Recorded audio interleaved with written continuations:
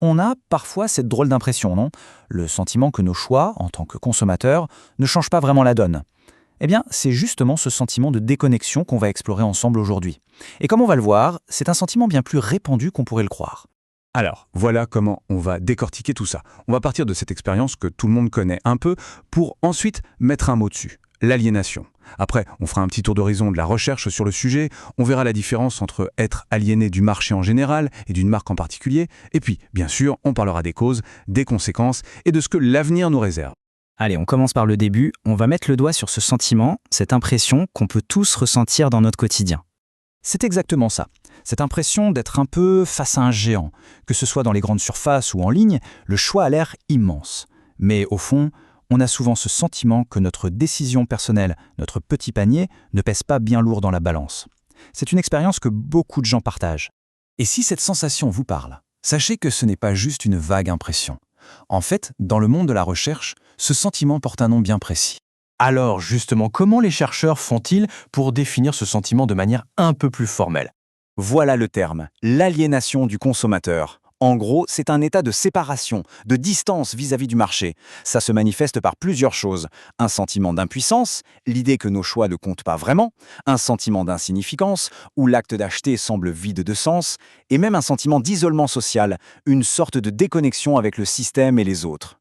Et attention, ce n'est pas une idée qui date d'hier. Ça fait un moment que les chercheurs se penchent là-dessus. Cet article de 1978, par exemple, est l'un des textes fondateurs sur le sujet. Ça remonte aux années 70. Donc on le voit bien, ce n'est pas juste une impression dans l'air du temps. C'est un vrai champ de recherche, un domaine d'études qui ne cesse de grandir. Ce graphique est assez parlant d'ailleurs.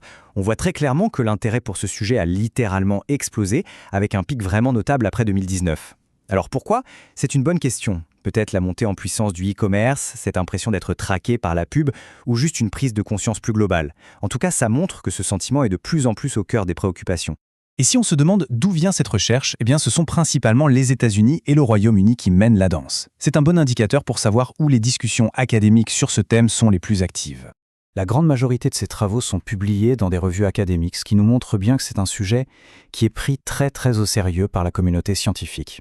Bon, maintenant, passons à une distinction vraiment importante que font les chercheurs. La différence qu'il y a entre se sentir déconnecté du système dans son ensemble et se sentir déconnecté d'une seule entreprise. Oui, il faut bien faire la différence entre les deux. L'aliénation du marché, c'est ce sentiment large, un peu fataliste. De toute façon, c'est tout le système qui est comme ça, mon action ne changera rien. L'aliénation de la marque, c'est beaucoup plus ciblé, c'est dire cette marque-là m'a déçu. Je ne lui fais plus confiance. L'un est global, l'autre est une rupture très spécifique. Ok, maintenant qu'on a posé les bases, explorons un peu ce qui peut déclencher ces sentiments, et surtout comment les gens y réagissent concrètement. Pour bien comprendre tout ça, les chercheurs ont créé des modèles, des sortes de cartes comme celle-ci. Ça permet de visualiser tout le processus. On part des déclencheurs, ceux qui allument la mèche, qui mènent au sentiment d'aliénation, et ensuite on regarde les conséquences sur les comportements. C'est une véritable cartographie de la déconnexion. Ce qui est intéressant, c'est qu'il n'y a pas une seule cause. L'aliénation, ça peut venir de facteurs très personnels, comme notre âge ou nos convictions, de pratiques du marché qu'on trouve injustes ou manipulatrices, ou même d'un sentiment plus large d'insatisfaction vis-à-vis de la société. Et les réactions peuvent être très variées. Ça va du simple fait d'éviter les magasins ou de se méfier de la pub, à des actions beaucoup plus engagées, comme se tourner vers une consommation plus éthique, ou même chercher à contourner le système. Et on retrouve exactement la même logique pour l'aliénation vis-à-vis d'une marque. Sauf que là, les déclencheurs sont beaucoup plus précis, ils sont directement liés aux actions d'une seule et même entreprise. Parfois, il suffit de peu de choses. Une mauvaise décision de l'entreprise, une communication maladroite, un changement de valeur qui ne nous correspond plus, ou même tout simplement l'arrêt de la production de notre produit préféré, et hop, la déconnexion s'installe. Et là, quand on se sent aliéné par une marque, la réaction n'est pas juste de se tourner vers la concurrence, ça peut aller beaucoup plus loin. On peut activement chercher à nuire à sa réputation en parlant négativement autour de soi, sur les réseaux. Bref, on devient un anti-ambassadeur. Allez, on aborde notre dernière partie. Voyons un peu comment ce concept d'aliénation évolue, surtout avec l'arrivée massive du numérique dans nos vies. Le sujet est vraiment loin d'être clos. Les chercheurs commencent à peine à explorer l'impact des nouvelles technologies. Quel est le rôle des réseaux sociaux, du métavers? Est-ce que l'intelligence artificielle et les algorithmes vont renforcer ou atténuer ce sentiment?